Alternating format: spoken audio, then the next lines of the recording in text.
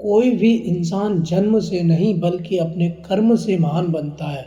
जन्म तो इस संसार में बहुत लोग लेते हैं, परंतु लोग सिर्फ उन्हीं को याद रखते हैं जिनके कर्मों से इस संसार का कल्याण होता है। जो अच्छे कर्म करते हैं, अच्छी नीयत से किया गया काम कभी व्यर्थ नहीं जाता और उसका फल आपको जरूर मिलता है।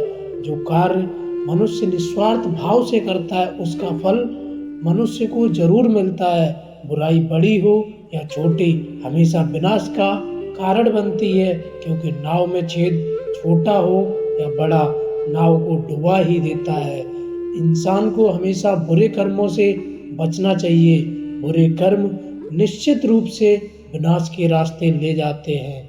किसी के लिए बुरा करना, किसी की बुराई करना, किसी को नीचे गिराना, यह सभी बुराइयां ही हैं जो इंसान खुशी खुशी अपने स्वार्थ के लिए कर बैठता है।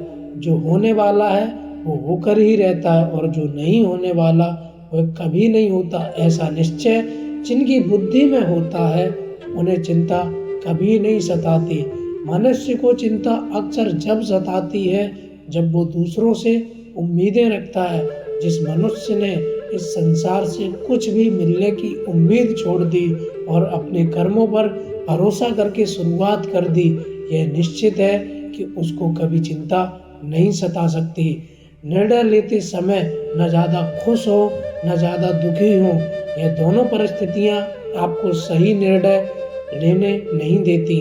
जब इंसान खुश होता है तो वो अक्सर अपने दुखों के कारण भूल जाता है, और जब वो दुखी होता है तो अपनी खुशियाँ और खुशियों के कारण भूल जाता है। तो खुद विचार करो, इस समय में आप कोई निर्णय ले सकते हो जिस समय आप कुछ न कुछ भूल रहे हो। कहा गया है, कोई भी अपने कर्म से भाग नहीं सकता, कर्म का फल तो भुगतना ही पड़ता है। इसलिए हमेशा प्रयास करें बुरे कर्मों से बचने का। यदि आपसे कुछ बुरे कर्म हुए हैं तो निश्चित भुगतान भी आप ही को करना पड़ेगा।